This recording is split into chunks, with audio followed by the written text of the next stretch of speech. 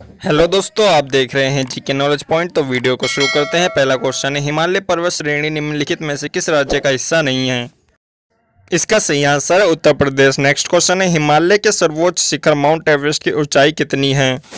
इसका right answer है 8,848 metre. Next question है, हिमालय की ऊंची चोटी कंचनजंगा कहाँ स्थित है? इसका सही आंसर है सिक्किम। नेक्स्ट क्वेश्चन पे चलते हैं। हिमालय में हिम रेखा जिसे हम स्नो लाइन कहते हैं निम्न के बीच है।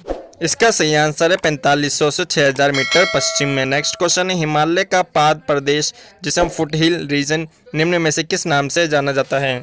इसका राइट आंसर है शिवालिक। नेक्स्ट क्वेश्चन है, हिमालय पर्वत किस प्रकार के पर्वत का उदाहरण है? आंसर है परतदार पर्वत। नेक्स्ट क्वेश्चन पे चलते हैं। हिमालय की सबसे बाहरी पर्वत श्रेणी कौन सी है? इसका सही आंसर है Shivalik. Subscribe GK knowledge point and press the bell icon.